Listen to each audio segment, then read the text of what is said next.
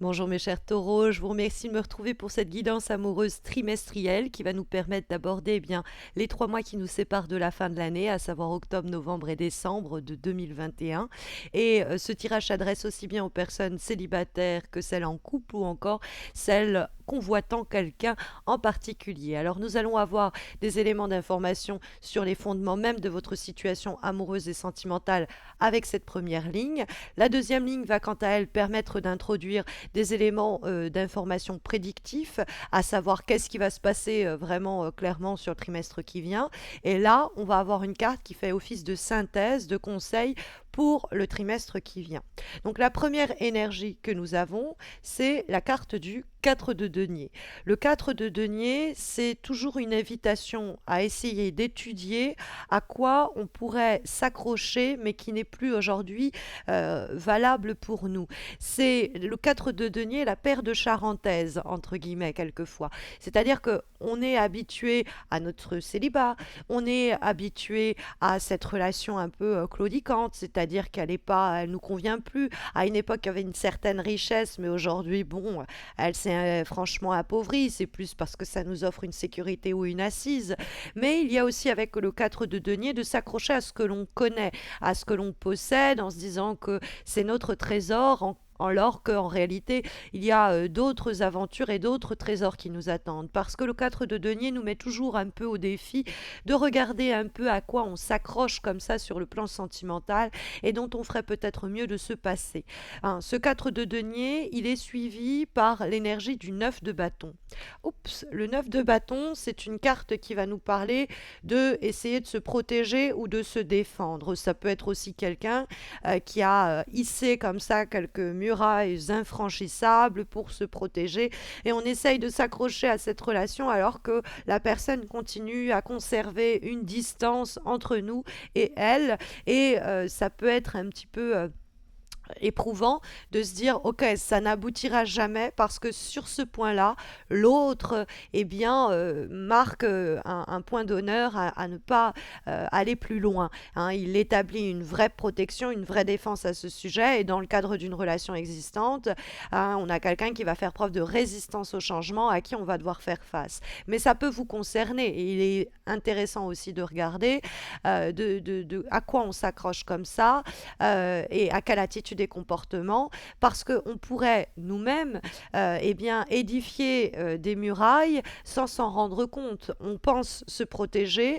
quand en réalité on garde les gens à distance et on s'accroche à de telles attitudes et comportements qui pourraient empêcher de nouvelles rencontres pour ceux et celles célibataires ou qui pourraient empêcher notre partenaire ou la personne que nous convoitons de nous tendre la main sur ce sujet-là ou pour peut-être même démarrer une relation. Le 9 de bâton est suivi, mes chers taureaux, par la carte du 10 d'épée. Bon, ça fait pas mal, hein. 9 de bâton, 10 d'épée, on est sur quelque chose qui touche à sa fin normalement. Le 10 d'épée, c'est une carte qui est un peu pénible, je ne vais pas vous mentir, hein. C'est l'idée de mettre un terme à une situation, de se rendre compte qu'il y a une incompatibilité, de se dire j'ai assez souffert. C'est une période sombre qui se tourne. Alors il y a un côté à la fois crépusculaire parce que voilà, c'est un chapitre qui s'achève, mais il y a en même temps cette idée on va pouvoir tourner la page et démarrer quelque chose d'autre. Donc le 4 de denier, le 9 de bâton et le 10 d'épée nous disent quand même à quoi on s'accroche et dont on a essayé pourtant de se protéger. Donc c'est quelque chose, c'est une attitude, c'est un comportement et qu'il faut mettre à mort. Ça peut être une situation qui doit être menée à son terme, hein. Le 10 d'épée, on a subi suffisamment pour se dire allez, il y a plus possibilité de recoller les morceaux, ou cette attitude-là n'est plus possible de ma part ou de la part de l'autre. Si je suis célibataire, hein, il faut que j'arrête de hisser ces murailles, je mets un terme parce que ça m'a coûté quelques relations importantes et qui auraient pu être cruciales dans mon existence. Et donc le 10 d'épée, j'accuse le coup et je me dis, ça c'est fini. Je vais arrêter de faire souffrir cette personne-là, je vais arrêter sinon de souffrir plus simplement moi-même, parce que quoi qu'il qu'il en soit, quoi qu'on tente pour se protéger, même si on a fait un bon boulot, il est question de justement se délester de cette situation-là. Hein, le 4 de denier, ça peut être aussi l'idée de quelqu'un qui est résistant à s'offrir et à se donner et qui se garde avec le 9 de bâton à distance et avec qui le 10 d'épée nous conseille de mettre un terme à une relation qui n'est plus possible. Après, bon, en tant que célibataire, vous pouvez laisser une période derrière vous qui est pas facile, hein, on va se le dire aussi, où vous avez toujours dû être sur vos gardes et peut-être donner le moins possible, histoire de éviter quelques déboires. C'est aussi possible. Mais les choses, dans ce cas-là, vont changer, mes chers taureaux. Nous trouvons sur le plan prédictif la carte de l'amoureux. Cette carte de l'amoureux, on ne peut que se réjouir sur un plan sentimental. C'est une carte qui nous parle d'une décision sur le plan amoureux, qui est prise dans le cadre du couple, qui est prise avec le cœur et qui ouvre à un nouveau tournant, hein, dans notre carrière, dans notre situation amoureuse. Bon, la carrière, je ne sais pas pourquoi j'y pense, peut-être que vous avez quelqu'un dans votre environnement professionnel. Mais la carte de l'amoureux, c'est aussi une nouvelle relation pour les célibataires, parce que aussi on a pris une décision de se dire, ok, cette personne, ce comportement, cette attitude qui me hantait, je m'en défais, je m'en déleste, je commence un nouveau chapitre de ma vie. Et en prenant cette décision-là, vous faites émerger une nouvelle rencontre. Il peut y avoir aussi une décision qui est prise et qui va être celle de mettre à mort ce qui n'est plus profitable en amour et peut-être en faveur de quelqu'un de nouveau, parce que l'amoureux peut augurer une situation sentimentale triangulaire. C'est plus rare, mais ça arrive. La carte de l'amoureux peut nous dire qu'il faut faire un choix entre deux personnes. Aller clairement vers la nouveauté et laisser les personnes qui vous en ont fait baver, avec qui les choses n'ont pas su aboutir, derrière vous. Hein, l'amoureux peut être aussi l'idée que vous allez mener peut-être de front de nouvelles relations. Après une période où il s'était vraiment rien passé, eh bien les affaires reprennent, pourrait-on dire.